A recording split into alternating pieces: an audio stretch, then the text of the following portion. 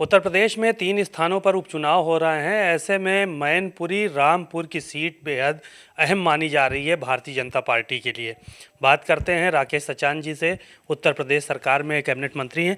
Sir, क्या लगता है कि ये दोनों सीटें समाजवादी पार्टी का गढ़ रही हैं, इस बार क्या कामयाबी मिल पाएगी या फिर पहले जैसी स्थिति बनेगी?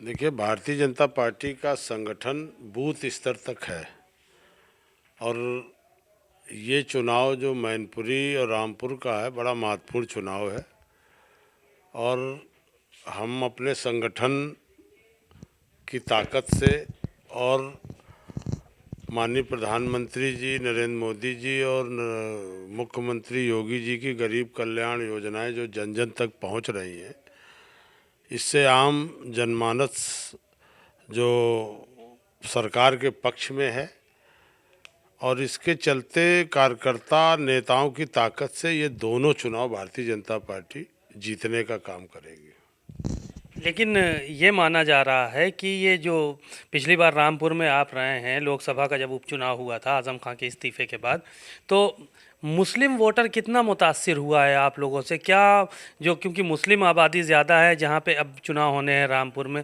तो क्या कामयाबी मिल पाएगी वहाँ पे? देखिए, मुस्लिम पढ़ा लिखा सब समझ रहा है कि बीजेपी का हुआ दिखा करके सपा बसपा कांग्रेस वोट लेती है, लेकिन गरीब कल्याण की जो योजनाएं माननीय योगी जी मोदी जी की जाती हैं वो गरीब तबके को मिलती हैं। अगर उसका आकलन किया जाए तो बहुसंख्यक में मुस्लिम भाइयों को भी उन योजनाओं का लाभ मिलता है। इसलिए जनता सब समझ रही है और रामपुर में भी मुस्लिमों ने हमारा समर्थन किया था और इन उपचुनाव में भी मुस्लिम हमारा साथ देगा और हमारी मदद करेगा चुनाव में। मायावती जी कह रही हैं आप लोग पसमानदा मुस्लिम समाज की बात करते हैं, लेकिन पहले जो पसमानदा समाज है वो पहले मुसलमान है, बाद में पसमानदा है। और भारतीय जनता पार्टी मुसलमानों के प्रति क्या रवैया रहता है उनका, ये चीज़ सबने देखी है और उन्होंने बाकायदा कल ट्वीट करके ये बात कही थी। देखिए, भारतीय जनता पार्टी ने 3 तलाक का कानून बनाया, आधी आबादी को न्याय देने का काम किया। भारतीय जनता पार्टी सर्व समाज की पार्टी है। हिंदू मुस्लिम जो भी हमारी नीतियां हैं, जो भी योजनाएं हैं, सबके लिए हैं। 125 करोड़ लोगों के लिए हम लोग काम करते हैं। उत्तर प्रदेश में 25 करोड़ लोगों के लिए योजनाएं बनाते हैं। तो ये जो अन्य विपक्षी दल हैं वो भाजपा का हुआ दिखा करके वोट लेने की बात करते हैं।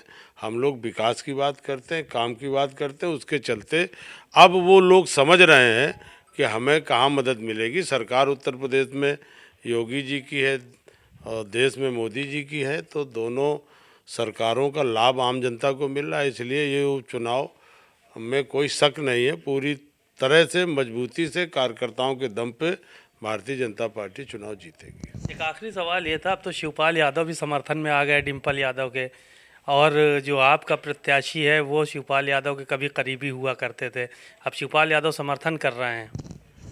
देखिए, हमारे जो उम्मीदवार हैं मैच्योर उम्मीदवार हैं, पार्लियामेंट मेंबर रहे हैं, जनता के बीच में पकड़ है, जन जन तक उनकी पहुंच है, लोग उनको जानते हैं और पूरी उनका और भारतीय जनता पार्टी की ताकत बूथ स्तर पर है। तो उन सारी ताकतों को मिला करके हम लोग मजबूती से चुनाव लड़ रहे हैं और मजबूती से चुनाव जीतेंगे भी। राम गोपाल यादव ने कहा कि 1 इंच सड़क नहीं बनाई भारतीय जनता पार्टी ने मैनपुरी में, कोई काम नहीं किया। देखिए, वो क्या कहते हैं उनसे पूछिए, लेकिन इधर विगत कई वर्षों में पिछले 5 वर्ष से लेके अब तक लगातार सरकार के सड़क हो, बिजली हो, सिंचाई हो, पेयजल हो या विकास की जो भी जनता से जुड़ी हुई समस्याएं, सबके लिए सरकार काम कर रही है। अब वो कहने की बात ये सरकार 75 जिलों में समान व्यवहार से काम कर रही है। उनकी सरकार थी तो मैनपुरी हो गया, इटावा हो गया, कन्नौज हो गया, कुछ जिले चिन्हित रहते थे। ये सरकार 75 जिलों के साथ बजट भी देती है, समान रूप से काम करती है, विकास का काम करती है। बातचीत के लिए शुक्रिया। आपने सुना राकेश सचान जी को। उन्होंने कहा कि हम 75 ज़िलों में बराबर से काम कर रहे हैं और जो भारतीय जनता पार्टी के प्रत्याशी रघुराज शाक्य हैं वो इस बार भारी अंतर से मैनपुरी में जीतेंगे और समाजवादी पार्टी का टारगेट कुछ ज़िलों का विकास करना रहता है।